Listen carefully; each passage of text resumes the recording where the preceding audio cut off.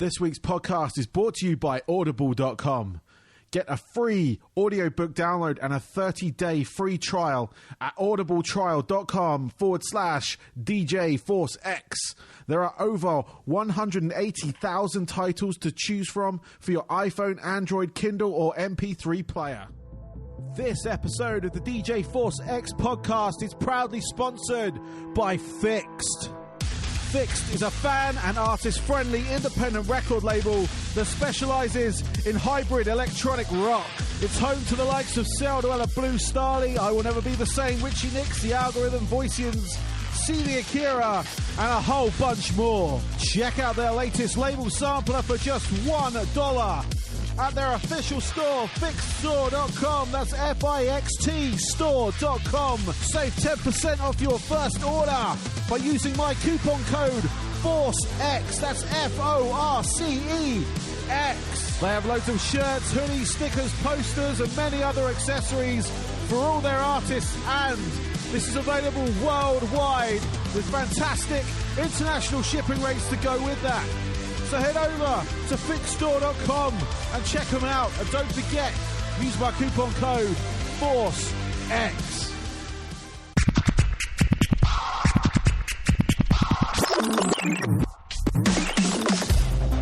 Hello and welcome to the DJ Force X podcast, episode 69, dudes! Yes, episode 69.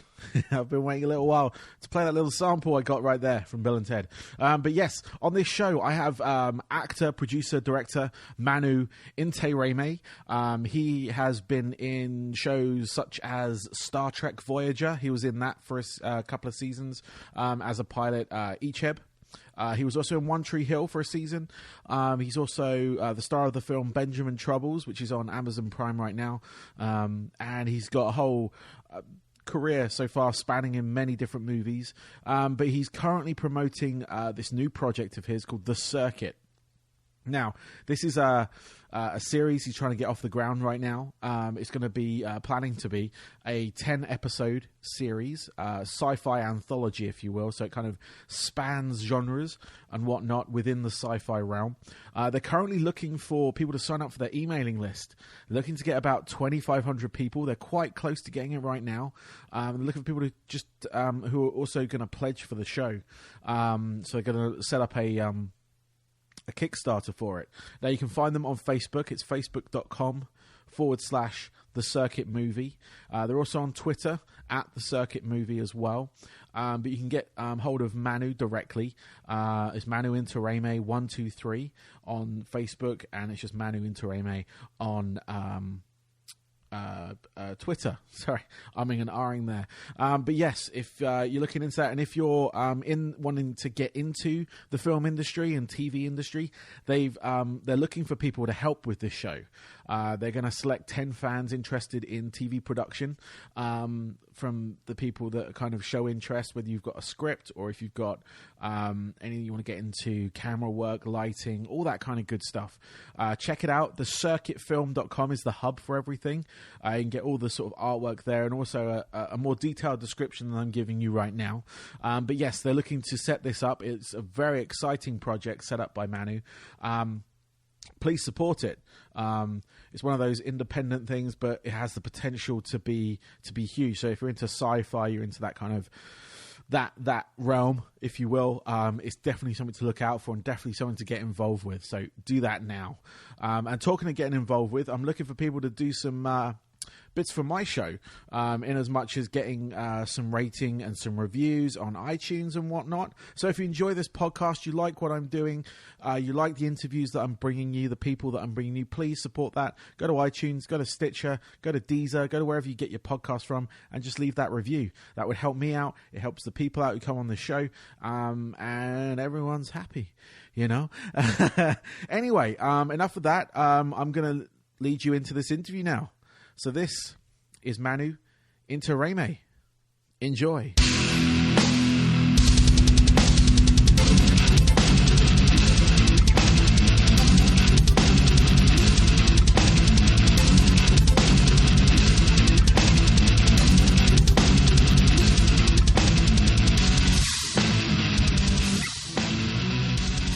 I would like to welcome to my show this week, I have an actor, producer, Manu Intiraymi. Welcome. Welcome. Hello. Yes, Thank hello. How are you today? I'm good. Good. Just flustered, man. It's the LA craziness it's seeping in on me today, but I'm just trying to shake it off. Cool. I hope you sort of relax and enjoy the interview. So be good. Yeah. So go on. I'm sorry, but as an actor producer in LA, you've always got a million things going on. So I'm like waiting for 3 phone calls that could all be good news or bad news, and I'll just kind of zen it all out. Is it pilot season at the moment or something, or is it? Yeah, it is. Yeah. Okay. It's pilot season, and I went for this pilot that's pretty cool. This CBS show, and they wanted me for a different character, but I think he's a lead character. And then they asked for my tape, and so I sent over my tape a few hours ago, and we're just sitting here like waiting for the phone call. You know? Well, if your phone does ring, just answer it. All right, don't worry about anything in this. So yeah. Well. But just to start with, if we can get some background on yourself, kind of like what you've done, how you started out, things like that. Okay. Go for it. Well, I was always an actor as far as a theater actor when I was younger, but when I came out to LA, I was actually doing a play called Marvin's Room that they made a movie of with Robert De Niro and Leonardo DiCaprio. That's a brilliant play about AIDS and family and struggle in family. And I was doing that play at 200 miles north of LA when I had just graduated high school. And a manager was in the crowd, and she just said, "Hey, what are you doing after high school?" And I said, "I think I'm going to go out to LA or New York and try to make a go of it and study and etc." And she said, "Well, if you decide on Los Angeles, I'll represent you and I'll get you a good agent, and I really like what I see." And so I immediately just signed with her, and I packed up my bags and I moved out. And within a couple of years there, I got Star Trek Voyager, and that was sort of a catalyst for the first leg of my career. You know, I was running around with the Ben Fosters of the world and the Aaron Pauls and the Colin Hanks and the Shane Wests, and that was like my group. You know, James Franco. We all did this really goofy teeny bopper movie called Whatever It Takes. By the writer of One Tree Hill. And I ended up on One Tree Hill 10 years later because of him, and then came back, took a break for a few years to play some music, and then came back, and since 30 I've been producing film and acting as well. So cool.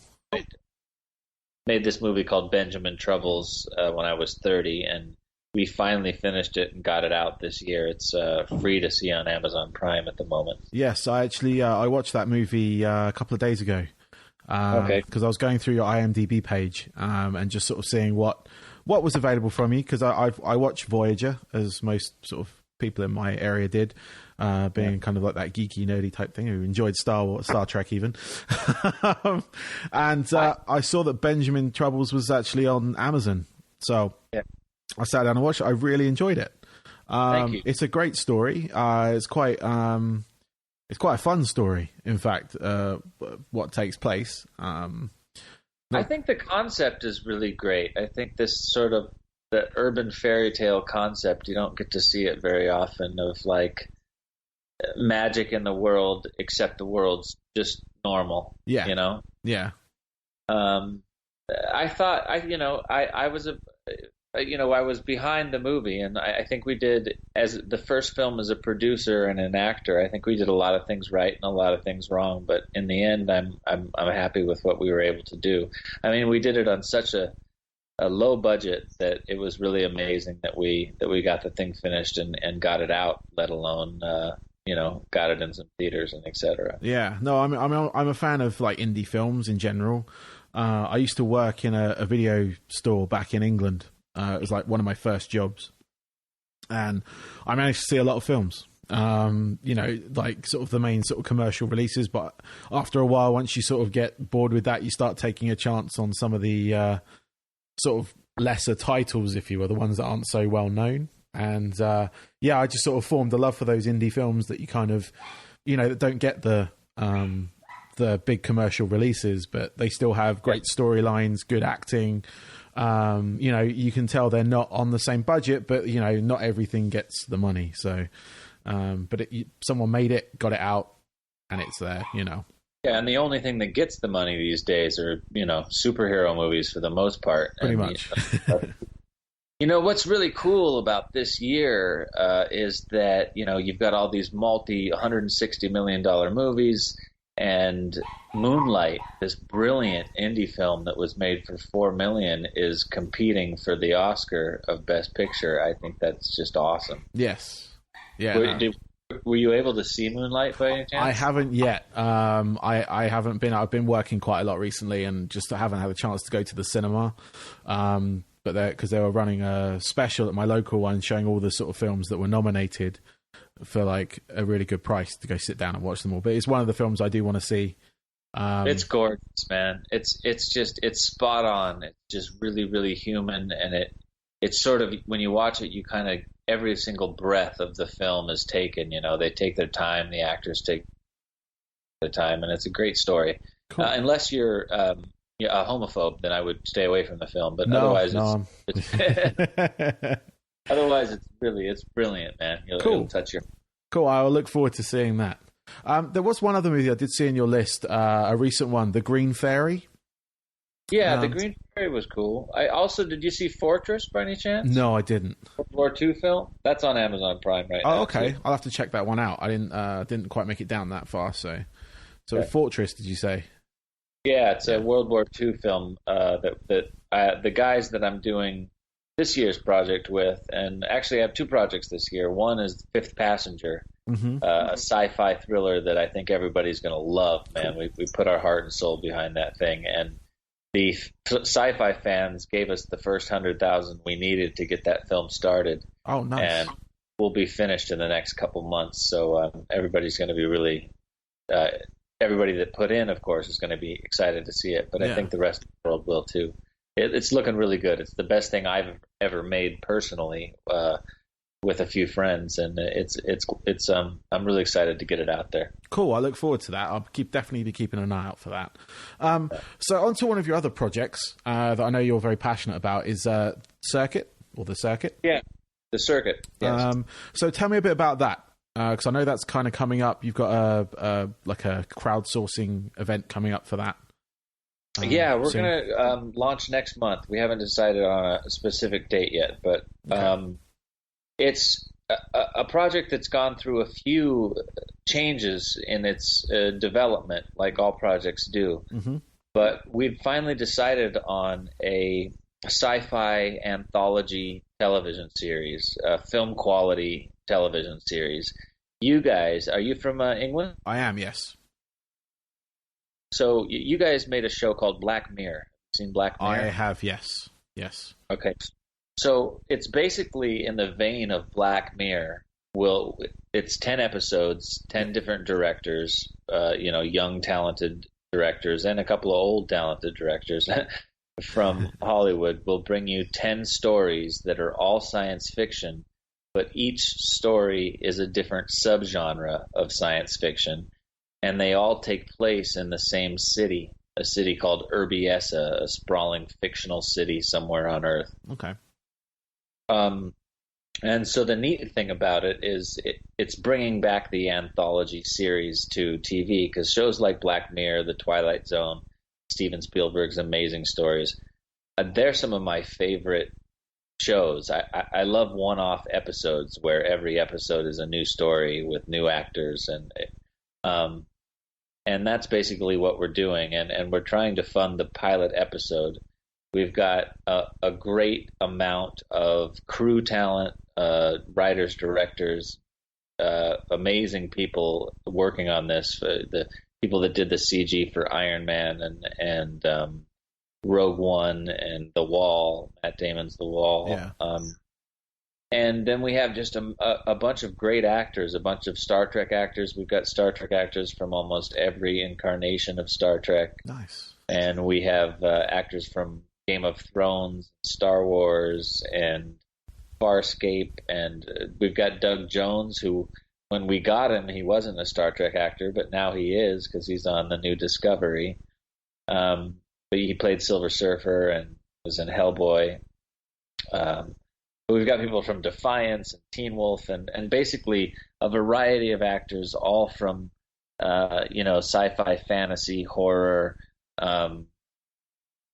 superhero genres, icon, and young kid stars.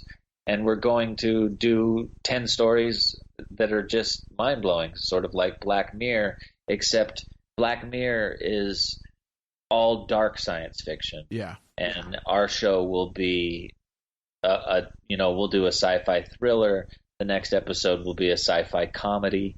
The next episode might be a sci-fi romance. But they all take place in the same location, somewhere in this city. And the shows and the stories will sort of like have spider-like web-like connection to each other. Mm-hmm. Like they're not gonna. It's not all one story. It's an anthology, but the stories will cross paths. They'll bump edges. Okay. A little bit. And then what we're trying to do also with the circuit is we're trying to there's so much talent out there in the world, people young and old that are making movies themselves and all over the world. And we sort of want to break down the wall of the catch-22 of coming to Hollywood and trying to get a job in we're doing this SAG-AFTRA and we're doing it Union, and it's hard. You can do 10 films in Canada or England and then come and try to get a gig in Los Angeles and not be Union and have trouble working when you're a genius artist. And so we're asking the fan base, anybody that's excited about science fiction and filmmaking, to literally whatever job you want to have on the circuit, if you're interested in it, mm-hmm. to submit. If you're into wardrobe, if you're into work in wardrobe, if you're into CG, if you're into the director of photography, set design, whatever you're into, to come and join us and get paid to work on these things. For every episode that we fund, we're going to bring 10 people from around the planet to come work on the project and, sort of let people get their foot in the door in this part of the world. Nice.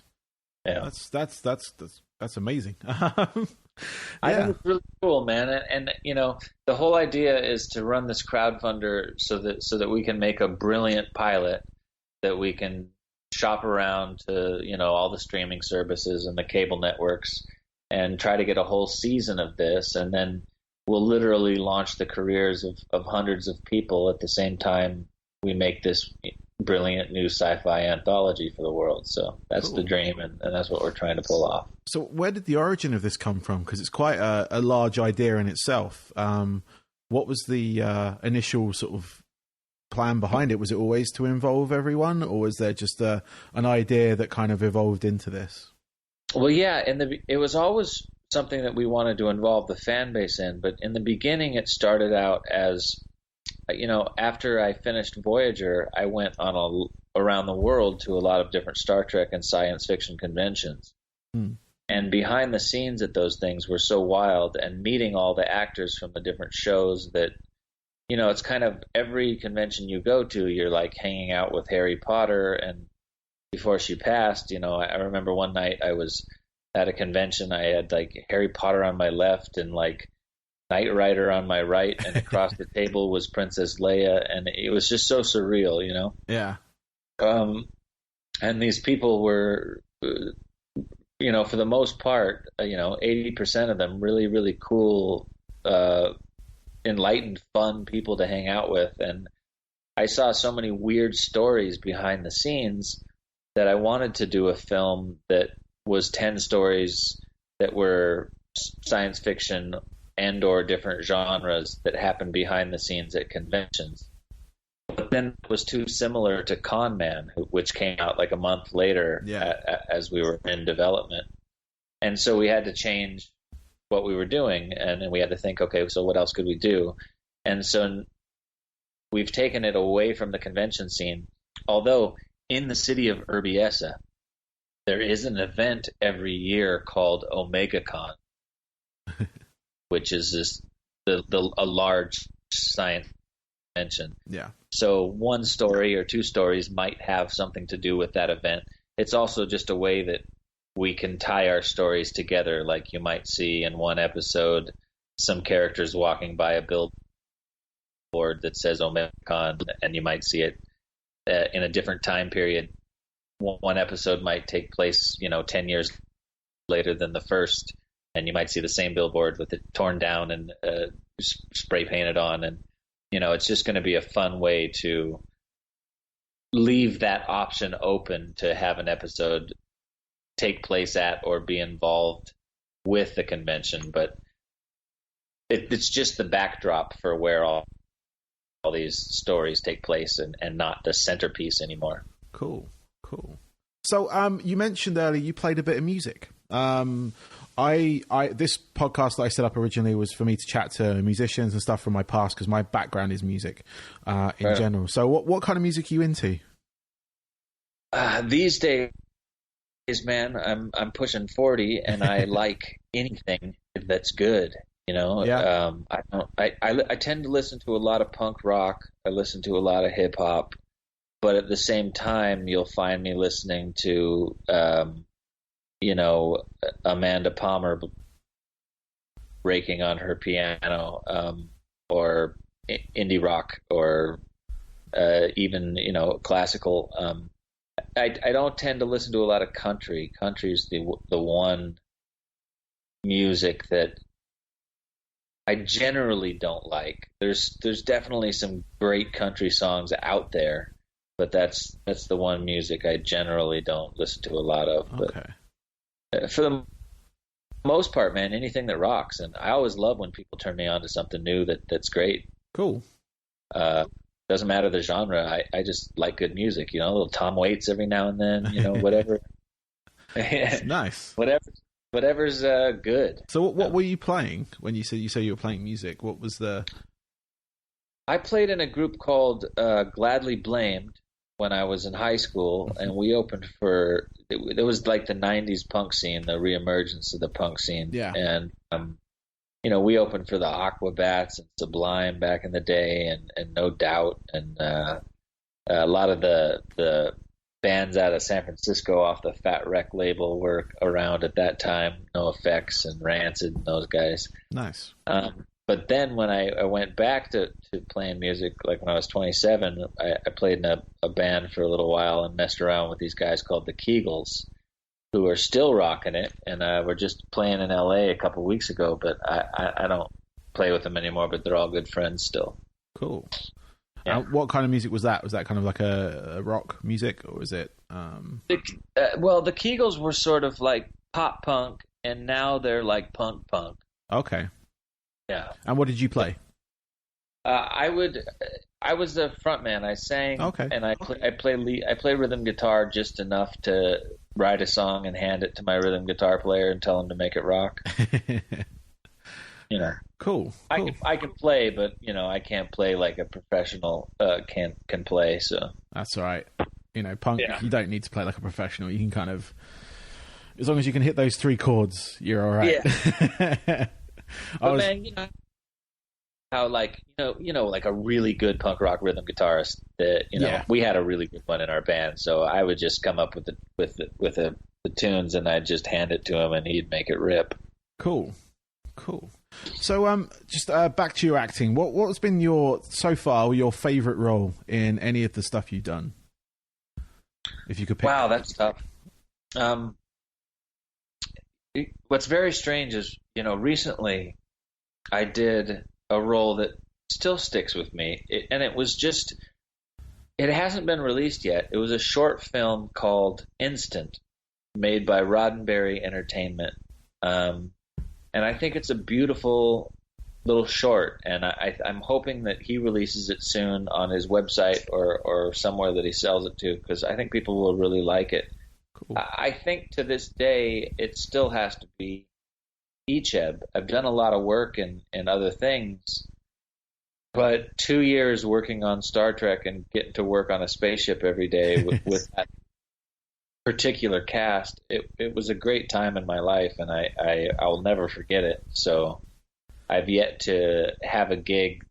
I worked on One Tree Hill for a season, and not to say I didn't enjoy that. It was a wonderful time, but it wasn't quite the same as, getting to work on Star Trek for those couple of years. Every time you got beamed up or beamed out, you felt like you were part of history, and you're part of a franchise that I don't think is ever going to die. It's 50 plus years and going strong. I think there'll be many more incarnations of it down the road. So it was pretty cool just to be a part of that. And does that, with obviously being part of something quite as big as Star Trek is, with, like you mentioned the con circuit earlier, what do you get a lot of attendance for those things? Because I go to a few cons here and there. I've been to a few in England. I've been to a few here in Tampa as well, and they have them. Yeah. I'm always curious about how those are for actors like yourself. They're great. I mean, I haven't gone to a whole lot this year because I've been so focused on finishing up this film and getting the circuit off the ground. But usually I'd go to 6 to 10 of them a year, and it's a free trip to see people you love, and 16 years off the show or something now. And of course, Icheb was reborn in the web series Renegades, and I've gotten to put his character back on a couple times recently. Yeah. But it's not that. It's really neat. I've had just really beautiful experiences at science fiction conventions. 16 years off the show and people still showing you love. Yeah. You can't beat that. You walk out and you're getting all this love from work that you did 16 years ago, and there's the cliche thing that's always said, but it's true. Life is a cliche, and if you live the cliche up to its fullest, then you surpass the cliche. And the truth is that it's a family, man, and it's fun to hang out with the family. Cool. And it doesn't matter if you're in England or Scotland or Germany or America or Canada. It doesn't matter where you go. It's the same types of cool people into the same stuff. We're all trying to do our thing and create our art. And I really enjoy going to conventions. There's some actors that don't, and they pretend that they do, and I don't like those kind of folks. But I'm not one of them. I enjoy myself there. Yeah, no, I've seen the conventions like kind of evolve from being that kind of like small niche, if you will, where you get to see these select actors, performers, and things like that, and now they're these huge, like you say, family like gatherings, where obviously the sci-fi genre has become more popular is probably the right word. But it's just seeing it evolve, and I was just curious how it was for some of these actors who kind of been there from not strictly from the start, but seeing that evolution from having like just general like TV actors come in, some sort of like B-movie actors, things like that have made some classic films, to now you're getting sort of A-listers turn up to a lot of these bigger cons now. I'd like to talk to somebody like, when I started going to these things, they were basically 70% of them were strictly Star Trek conventions. And I got to see it change from, mostly Star Trek to now it's mostly Comic-Con, and it's mostly like everybody from vampires to werewolves to superheroes to zombies to, any kind of those types of sci-fi, fantasy, superhero, zombie, horror. It's all become one. And you've got A-listers showing up now, and they're not so niche anymore. And part of me likes that, and then part of me misses the smaller shows, but they still exist. Yeah. You know, and so it's kind of a trip to go from a show that has like San Diego Comic-Con. You know, you've got like 250,000 people there, and then you do a convention a month later with like 600 people in a small town, and you get to meet everybody there. And there's something to be said for these large mega corporate conglomerate conventions that are mad crazy and a little sick, but also a lot of fun. Yeah. And then there's also something to be said for the smaller shows that are really based around community and getting your dollar's worth and getting to actually meet and spend time with the actors and the creators there, and instead of, you know, getting shoved through lines and not getting any personal contact for real. Yeah, because that was the one thing. One of the first conventions I went to back when I was living in England was for a sci-fi show called Red Dwarf. Yeah. I'm not sure if it did make it over here, but I'm not sure how well it did. But it was... It's not well known over here, but I know the show. Yeah, and it was really good. It was like it was a hotel, as most of the smaller conventions are, in the sort of like banquet halls, if you will, of the hotel. And it was great because you got to meet the cast who were all there. You got to spend a little bit of time with them chatting. There was probably about 200-300 people in this like event. And then the next thing is like going to one of the next one I went to was in Birmingham in England, and it was at one of the big kind of conference halls. And it was just huge. It was very kind of like very different, because then you had all the different, like I said, all the different actors from different shows, as well as comic book artists and stuff like that as well. But then just seeing it coming here to Tampa and then going to the main one here in Tampa, how big that one is. It's huge, and it was just packed full of people, and they had you know, the guys from The Walking Dead there, and various voice actors from, you know, some of the big sort of like cartoons of the time and stuff like that. And it's just seeing that evolution, but I really did like the sort of small community part of it. I'm, you know, producing these indie sci-fi things now, and I'm trying to convince conventions to do like screenings. You know, I went to Comic-Con, and they had the premiere screening of the new Star Trek film was there. Yeah, and it was awesome, and it was outdoor, and it was kick-ass. And but I'm like, why not screen the, you know, little like $1 million like little indie films too, at those kind of events? I think it would be fun to have screenings of indie films, and not just like previews for the mega films, but actually get to see some stuff that the people that are fighting to get to the studio level are making. Yeah, no, I saw. Well, I didn't actually get to see it, but the Tampa Bay Comic-Con, because they've got a bunch of smaller rooms kind of underneath the main hall, and in some of those they were showing independent films. Unfortunately, the one I wanted to see I missed because I couldn't make the Saturday. But yeah, they have that kind of this, like, obviously the main hall, but then they've got these like little halls underneath that kind of host Q&As for the most part, but they also screen movies and stuff for people to watch. So cool. it's definitely there. I just don't know, you know, how to get into that side of it. Well, I'm mostly just bitching about it. I need to make some phone calls. Yeah.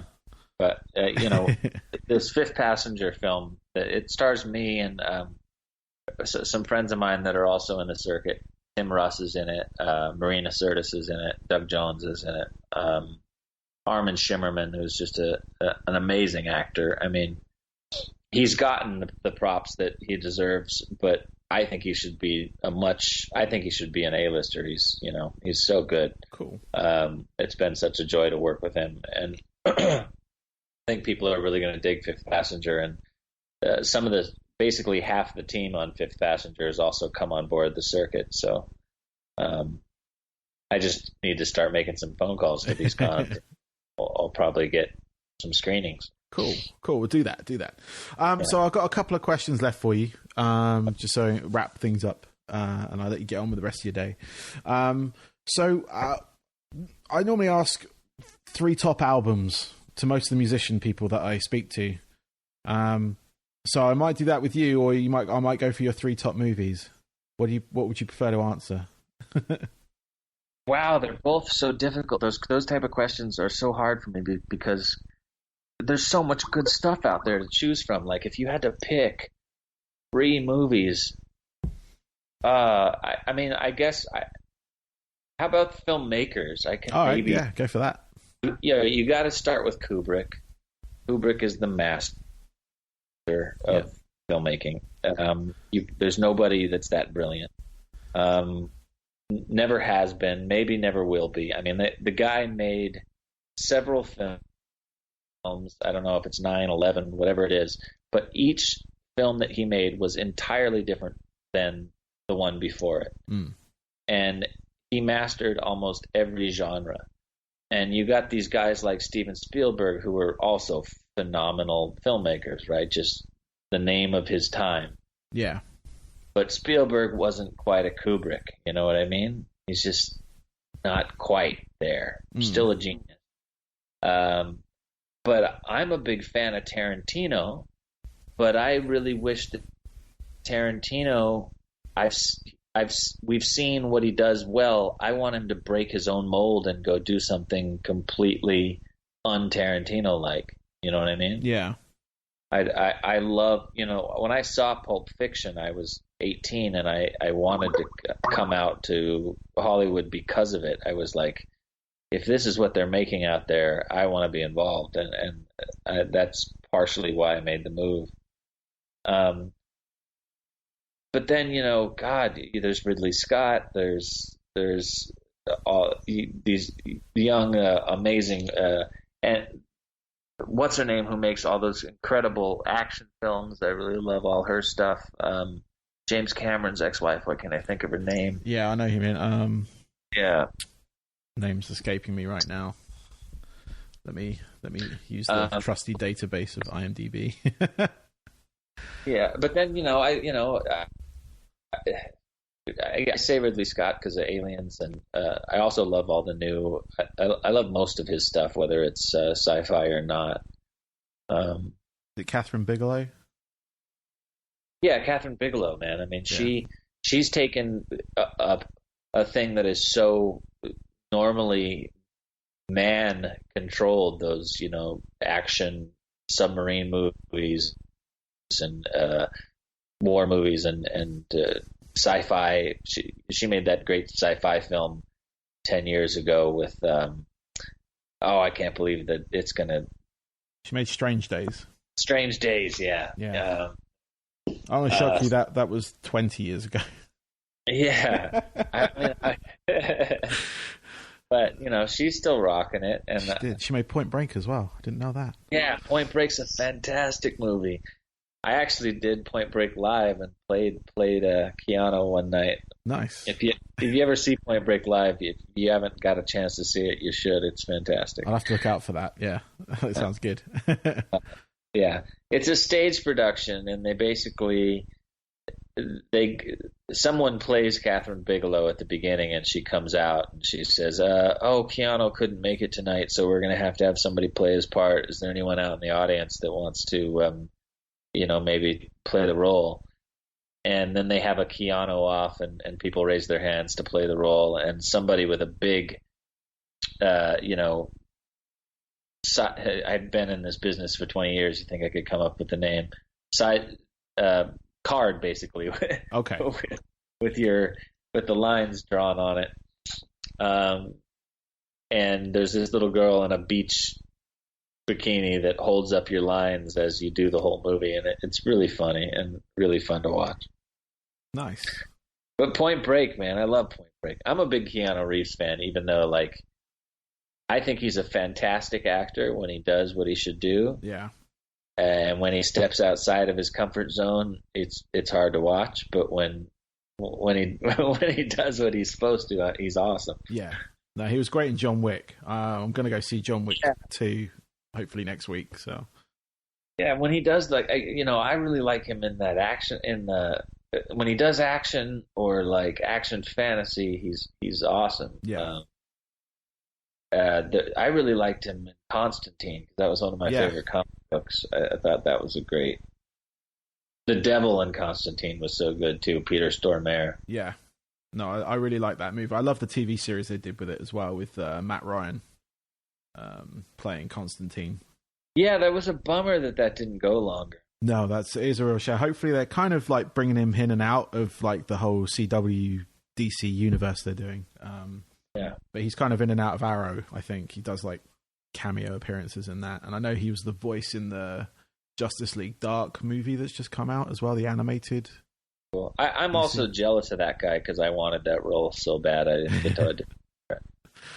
It's such a great role. I mean, Constantine's a great character. Yeah. And Preacher, too. Have you guys seen Preacher? You guys Yeah, I mean, I'm in the US, so we got it here on the AMC. So, yeah, I haven't watched all the way through it yet. I'm still kind of behind. I'm behind on a few shows at the moment. So I also love all the stuff AMC is doing, and I hope that if next month, when we get the pilot going for the circuit, I'd love if AMC picked it up because, like I said, we want to be Black Mirror, but with a splash of color and life and not so dark. But yeah. I also want to be able to be dark when we need to be, and AMC would be one of those people that would let us get away with telling adult stories. Yes, yeah, they're one of those TV stations that kind of they're kind of embracing more of the original content, if you will. Yeah. So, whereas a lot of them, unfortunately, like the CW, they kind of have the same vein running a lot through their shows, which is the kind of teeny, angsty action type thing going on. So, well, that's what I've noticed with their newer shows. Angsty action and a lot of pretty people. Yes, a lot of pretty people. What was their tagline a year ago? It was "Scary is the new sexy" or something. So. Cool. So, away from making films and music, what are your hobbies? What do you do to kind of escape? Is there anything that you can... I hike. I go camping. I love nature. I love hiking. I love mountains and streams. Anything to get out of the hubbub of the sort of propaganda American propaganda world. It's nice to just take a break every couple months and realize that there's more to life than Fox News and everything else that's going on in this creepy country. Yes. As a visitor here, it's very strange. It's I am a visitor. I've got a green card, but I'm here. So literally, speaking of science fiction, it's like we're living in a science fiction story right now. It's like an episode of Black Mirror. It is. It really is. It's like, who wrote this? We must be holograms. This couldn't be real. That we have a reality TV star that's completely insane as the president of our country. That's a science fiction story if I've ever heard it. Yeah. Probably placed there by aliens for all we know. Yeah. I mean, or the Russians, I think. So. Yeah. I like to paint. Cool. I've been big on painting since I turned 30. I got into painting, and I read. I read quite a bit. I love to read screenplays. Love to write screenplays. I guess that goes along with making movies, but I also love just reading novels and good writing. Cool. Well, finally, we've already kind of touched on it, but we'll go there again. Where can people reach out to you? Where's the best place to get in contact with you? And also find out about, obviously, thecircuitfilm.com. Find out about your next project. Yeah. Everybody, definitely. I'm easy to find on Facebook, Twitter, Instagram, at Manu Intiraymi. On Facebook, it's at Manu Intiraymi123, but I'm at Manu Intiraymi on Twitter and Instagram and all the other social medias. And you can also reach, if you're interested in the circuit and becoming a part of the film, you can reach out to me. I'm the executive producer directly at Manu Intiraymi at thecircuitfilm.com. You can also hit us at The Circuit Movie on Facebook, Twitter, Instagram, and YouTube at The Circuit Movie. And The Circuit Movie and The Circuit Film are now sci-fi anthology TV show. So don't get confused by that. But those are that's where you find us. And we're trying to collect 2,500 email addresses of fans that are interested in pledging for the first week, and we're sneaking up on 1,500. So if you're interested in helping us out, the minimum pledge is $1. Even if you'll promise to pledge $1, we'd love to have your email address, and so we can hit everybody with a reminder when we launch the campaign. And we're going to launch when we get 2,500, so that we can guarantee that we will be able to shoot an incredible pilot and bring 10 people on and do this like we want to do it. Cool. Well, Manu, thank you very much for your time. It's been a pleasure interviewing you. You're the first working actor that I have interviewed, so thank you for that. Well, thanks for having me, man, and cross your fingers for me on this new pilot. Maybe next time I talk to you, we'll be on something new. Yes, yeah, no, definitely. I'll be definitely keeping my eye on it, and I'll stay in contact as well. Sounds like a really exciting project to be part of. So, well, thanks for letting me chat about it, man. Yeah, thanks, no guys. worries, man. You have a good one. All right. Later, brother.